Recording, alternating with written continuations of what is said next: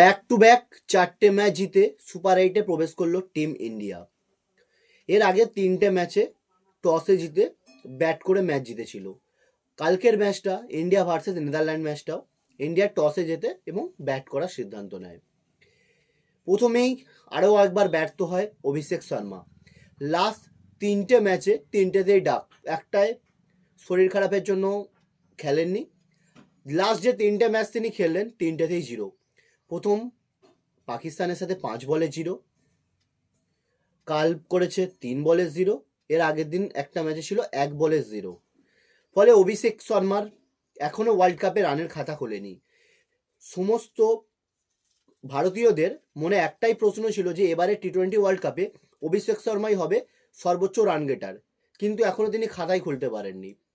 দারুণ ছন্দে ছিলেন ঈশান কিষান, কিন্তু একটা খারাপ বলে একটা আউট হয়ে গেলেন। এরপর আসেন তিলক বর্মা, ইনার 3তে কাল এসেছিলেন।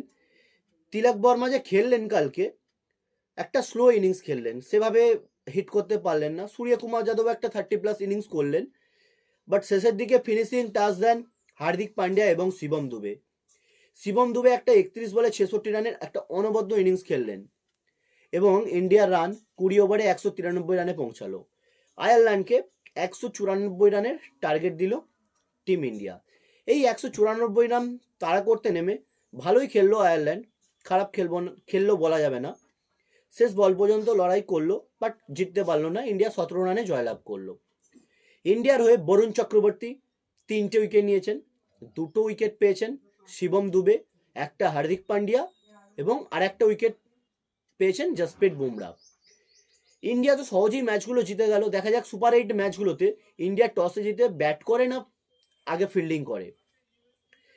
ইন্ডিয়া টসে জিতলো ঠিকই, তবে ম্যাচে কিছু খারাপ অংশও আছে, যেরকম হচ্ছে ইন্ডিয়ার ফিল্ডিং। শেষ ওভারে দেখা গেল পরকে পর 2টো ক্যাচ মিস, কিন্তু সুপার 8-এ এই ছোট ছোট চান্সগুলোকে কাজে লাগাতে হবে।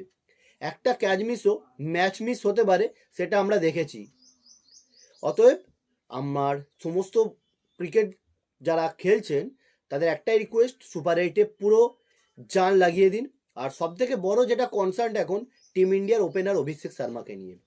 অভিষেক শর্মার জন্য একটা রিকোয়েস্ট, প্লিজ সুপার 8-এ আরও স্ট্রং হয়ে ফিরে আসুন এবং একটা ম্যাচ জেতানো ইনিংস খেলুন।